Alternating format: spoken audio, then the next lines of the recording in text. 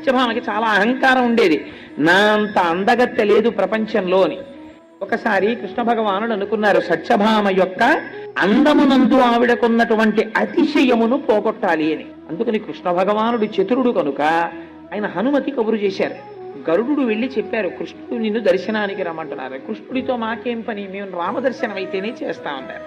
కృష్ణుడు రాముడే పిలుస్తున్నాడని మళ్ళీ కబురు చేశారు. ఇందులో అంతర్భాగంగా గరుడ గర్వభంగం కూడా చేశారు. ఆయన చేస్తే గరుడు అనుకున్నాడు, నా అంత వేగంగా హనుమ ఎక్కడెడతారు, పాపం చాలా వృద్ధుడు ఆయన, అందుకని మీరంత వేగంగా వెళ్ళలేరేమో, నా మూపున కూర్చోండి, మా స్వామి దర్శనానికి తీసుకెడతానన్నారు. అంటే హనుమ అన్నారు, నా స్వామి రాముడా పిలిచినది అని ఒక్క దూకు దూకారు, లోపలికి గడిపారు. కృష్ణుడు రాముడిగా దర్శనమిచ్చారు.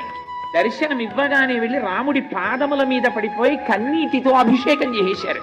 చేసేసి పక్కకి చూశారు, మా అమ్మ సీతమ్మ పాదాలేవని. ఇలా పైకి చూశారు, సత్యభామాదేవి నిలబడింది. స్వామి ఇదేమిటి మీ పక్కన, మా అమ్మ కదా ఉండాలి, దాసి ఉన్నదేమి అని అడిగారు. అడిగితే సత్యభామ ఆశ్చర్యపోయింది.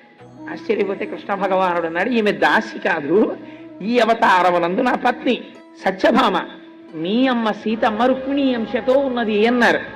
అప్పుడు సత్యభామకు అర్థమైంది.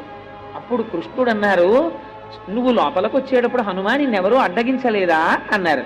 అడ్డగించకే స్వామి, మీరు అలా అంటే గుర్తొచ్చింది, ఎవరో సుదర్శన చక్రంట, నువ్వెలా లోపలికి ఎడతావన్నాడు, స్వామి మింగిశాను అడ్డొస్తోందని. ఉండండి, మీరు అలా అన్నారు కాబట్టి వదిలేస్తాను బయటికని గభాలను త్రేణుకు త్రేయించి పక్కన పారేశారు. అప్పుడు సుదర్శన చక్రానికి కూడా గర్వభంగం అయింది. అప్పుడు వచ్చాడు గరుత్మంతుడు.